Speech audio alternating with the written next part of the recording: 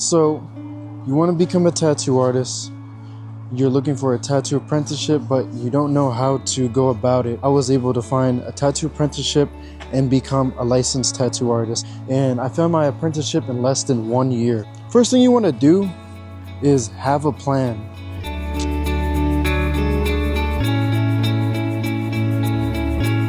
So when I say have a plan, I'm going to let you know exactly what you should do so that you can become a tattooed apprentice in no time. The first thing that I would do is probably expose myself. What you're going to want to do is find out all the tattoo styles that there are. There's traditional tattoos, Japanese traditional, realistic tattoos, black and gray, neo-traditional, new school. So it's very important to know what styles there are, because if you plan on becoming a tattoo artist, you're going to do all these styles. These styles are set here for us. They've taken all of the guesswork out, and these are things that have worked for a long time. Follow all the local shops in your general area. If you can't find them, the best way to look for them, I would say, is use Google Maps. Every shop has an Instagram page for the most part. I would just look them up on Google Maps and then type up their Instagram handles onto Instagram. And I can't stress this enough. You're going to want to study all of the tattoo styles, every single style that you can expose yourself to. If there's any artists that you like, model yourself after them if you want. So many tattoo styles out there that you're going to want to study all of them, so that if you ever have a client ask you what the style is, you'll know. And at the same time, the more knowledge you have, the better chances that they're going to hire you. I've got a few examples of styles on our flashboard. This one is my flash. It's more of a black and gray. Then you obviously have these ones, which are more traditional style. You're going to want to make an art-based Instagram account and follow all those local shops. When you go to present yourself to these shops, most of the time artists book through Instagram, email, whatever it may be. A lot of the times it's Instagram. So if you have an art-based Instagram account, they'll see that you're passionate about art and tattooing is something that you'd like to take serious. If you have a page full of drawings, designs that you made, then you're just only bettering the chances of you getting hired. So now that you have your art Instagram up and running, you are familiar with more styles, it's time to add to your portfolio. And when I say portfolio, you could have digital art, you could have physical art on paper and pencil. Just create art. You should be making something every single day. If your drawings take longer than that, so be it. But as long as you're passionate about this and always adding to your portfolio in hopes of getting hired as an apprentice, then you'll definitely make it. When adding to your portfolio, you're going to want to draw a bunch of tattoo styles. You could make a rose in realism. You can make a rose in traditional style. It's definitely going to help to show these shops that you are familiar with the styles. And one big thing that a lot of people ask me when they doubt themselves, you don't have to know every style. And when I say not know styles, you should know them, but you don't have to be able to do every single style. A lot of people that don't do black and gray tattoos, I know some people that only do traditional tattoos. I know some people who hate doing traditional tattoos but like doing realism tattoos. You don't have to do every style. Also, if you don't have any tattoos, I would highly recommend to go out and support your local shops and go and get a tattoo. Who knows, maybe that shop has an open space for an apprentice. And since you got a tattoo there, they're already familiar with you and comfortable with being around you. It just makes it a lot easier. Now, while you're waiting, drawing countless drawings, hoping that one day you'll become a tattoo artist, just remain optimistic. Now, I can't stress enough how important it is to stay optimistic, because I got my apprenticeship in less than a year, but at the same time, I thought I'd never get it. And I was working at Kroger at the produce section and just making art every night, coming home to make art. And the more you add to your portfolio, the more hope that there is. And if you truly want this to be your career, then don't give up. It's as easy as drawing every single day. Just showing them that you have the potential. Even though I got my apprenticeship in less than a year, I put in the work to make sure that I had a better chance at getting hired as an apprentice. Making tons of art, I never gave up, continue to always look for these shops that might have an opening, because sometimes these shops, they do want to hire you, but at the same time, they might not have any space available. So, maybe next month. And I was actually able to get my apprenticeship for free. It's not 100% free, but no money was involved of the process of becoming the apprentice. So pretty much my duties were just to clean the shop and soak up as much knowledge as I could. As an apprentice, you can expect to not tattoo for a while. It just depends on the shop environment.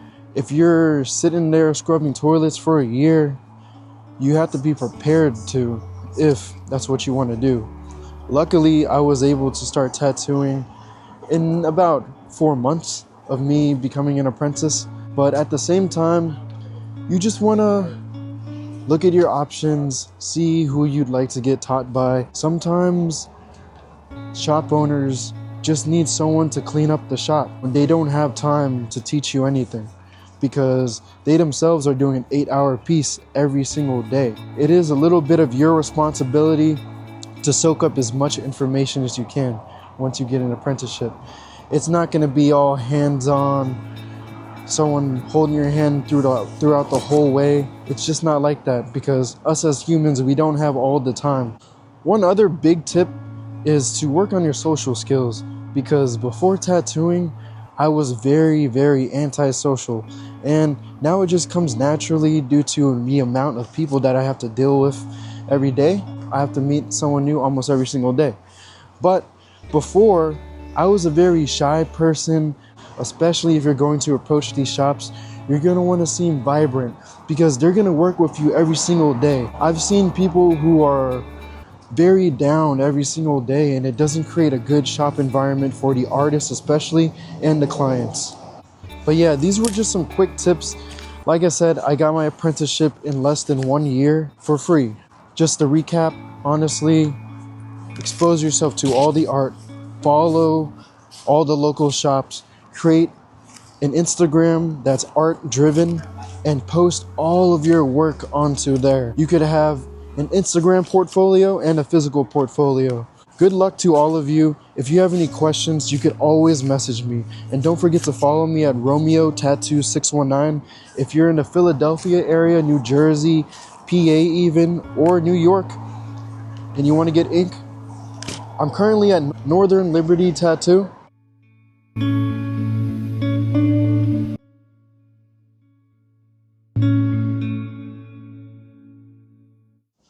So what are you looking to get? So first tattoo, I'm thinking like something small. Maybe Your first on, like, tattoo? my forearm. Yeah. I'm thinking like a little tree with like a little mushroom or two next to it. What do you think? That's super easy. Yeah, I can show you a bunch of styles. Okay. And if you, do you have any styles that you enjoy?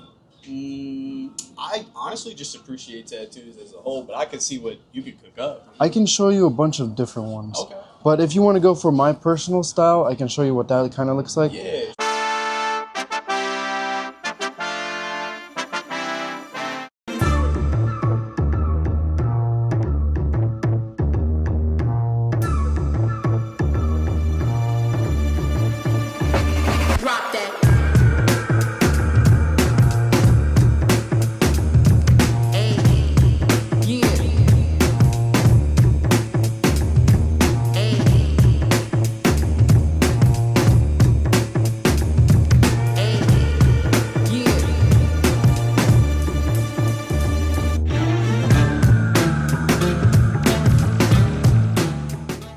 Okay, so we're gonna break down my tattoo station.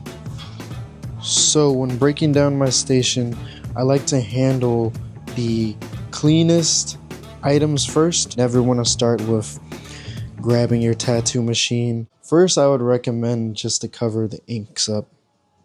When cleaning your armrest, I like to fold it into itself and not fling it everywhere, just so you aren't spreading particles throughout the air. Just like that. Throw away. I like to just So you always want to remove the needle. I don't recommend doing this with one hand, but for the sake of the video, we will. Always into the sharps container. I'm just gonna unbag my machine.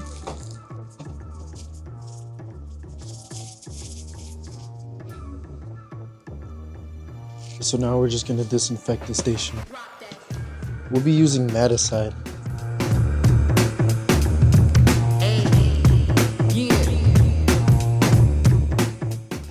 When doing this, I like to clean the furniture first, machines and bottle last.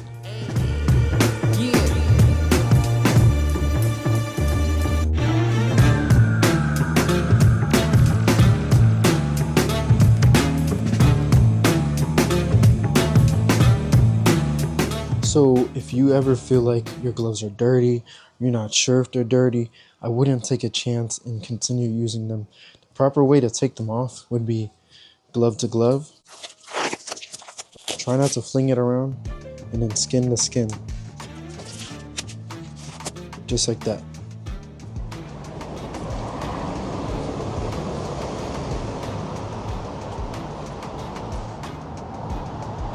Alright, so this is Chuck. I just met him on the streets. Yo. Hey, if you ever need a tattoo, man, I got you. I'm at Northern Liberty Tattoo. And what's your name again, bro? Romeo. Romeo.